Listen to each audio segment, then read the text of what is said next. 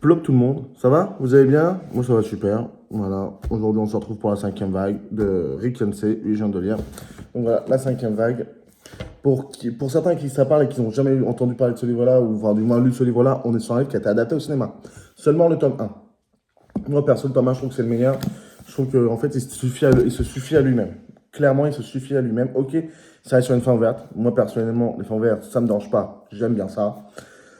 Donc voilà, donc comme dans le film pour le tome 1, de toute façon, on suit une fille qui vit avec ses parents, des extraterrestres débarquent, au début, ondes électromagnétiques qui paralysent tout le système informatique, ensuite ce tsunami, ensuite épidémie, ensuite des silencieux qui tuent les derniers survivants.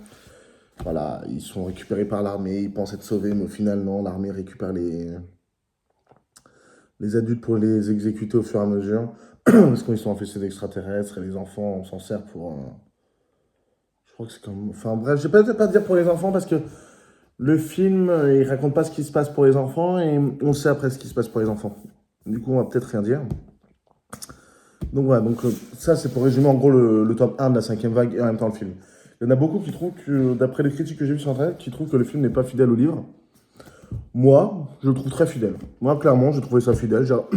Quand j'ai vu le film, je me suis retrouvé dans le livre. Parce que là, j'avais lu le livre. Et après, j'ai vu le film. Le film était déjà sorti au cinéma. Je l'avais pas encore lu. Mais voilà. Donc, je vais trop rien dire. Je vais pas en dire plus pour pas trop non plus. Comment dirais-je? Trop en dévoiler. Ensuite, on passe avec La mer infinie, qui est le tome 2. Donc, le tome 2, contrairement au tome 1 où vraiment Cassie traverse les États-Unis pour retrouver son frère avec qui se fait forcément des alliés, tout ça, et qu'ils arrivent à retrouver son frère, une extrémiste. Là, on est vraiment, ça se passe au même endroit. Je sais plus si ça se passe dans une maison ou un immeuble, enfin bref, au même endroit. Où les héros se font retrouver, pourtant ils restent là. Il y a juste une héroïne qui disparaît et qui revient après. Mais voilà, en fait, tout se passe au même endroit. Clairement. Donc là, je sais plus comment ça s'appelle. C'est pas un cluster. Quand tout se passe au même endroit. Une histoire. Donc voilà, donc comme j'ai dit, en fait, le tome 1, il suffit à lui-même. Le tome 2, il est sympa à lire. Clairement, il est sympa à lire, mais en fait, le problème, c'est qu'on s'y perd un peu. Voilà, au bout d'un moment, l'auteur nous explique que c'est ça la cinquième vague, et puis après, c'est ça. En fait, non. Du coup, la cinquième vague, en gros, j'ai fini le livre, je savais toujours pas ce que c'était la cinquième vague, hein. Clairement. Il y a plusieurs trucs, je me dis ça pourrait être ça, mais au final, je sais toujours pas ce que c'est la cinquième vague. Donc, t'oses, hein, comme tu dirais, mais voilà, donc, ça, en fait, en gros, ça continue l'histoire. Ça permet de dire, comme je dis, le tome 1, il se suffit à lui-même, au moins le tome 2, on va dire que ça nous permet de savoir ce que sont devenus les personnages après le tome 1. En gros, c'est ça l'idée. Le tome 3, alors comme pour le tome 2, voilà, le tome 1 il suffit toujours à lui-même. Le tome 3 au moins permet de conclure l'histoire, de savoir comment ça se termine, très clairement. Sachant qu'il n'y a pas de fin ouverte au final hein, dans ce livre-là.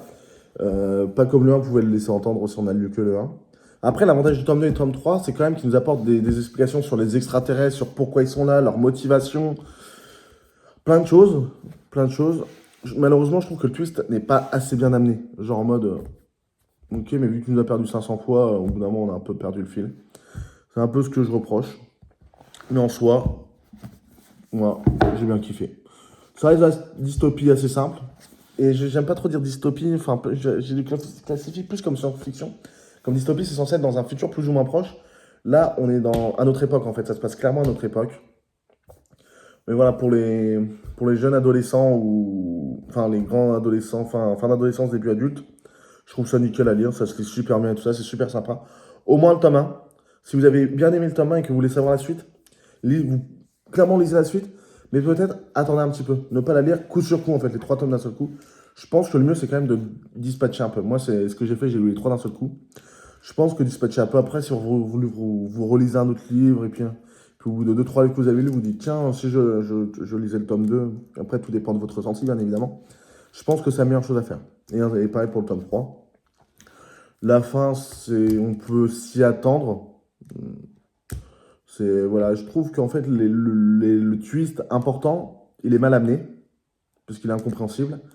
Et la fin, bah, au final, elle est prévisible et on se dit oui, c'est comme ça que ça devait se finir. Enfin, il y avait peut-être d'autres méthodes, mais en soi, ça se comprend que ça se finisse comme ça. Je pense que c'est à la fois la fin qu'on attendait, que l'on attend de ce livre-là, et en même temps, Enfin, je veux dire, on s'y attendait, mais en même temps, si on ne l'avait pas eu, on aurait été déçu. Donc une autre fin, je pense que ça aurait été compliqué d'amener et ça aurait été encore moins compréhensible. Donc voilà ce qu'on peut dire pour la cinquième vague. Une trilogie de livres vraiment que je vous conseille. Au moins le tome 1. Lisez au moins le tome 1. Ça vaut le coup si vous aimez bien la dystopie.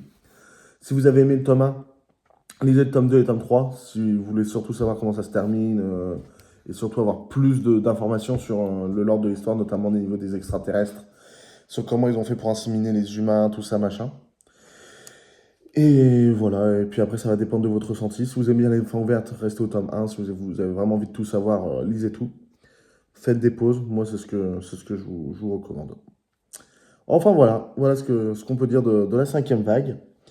Sur ce, je vous souhaite une très bonne soirée, ou une très bonne journée, une très bonne... Enfin, vous connaissez la chanson, très bonne journée, très bonne soirée, et bonne lecture.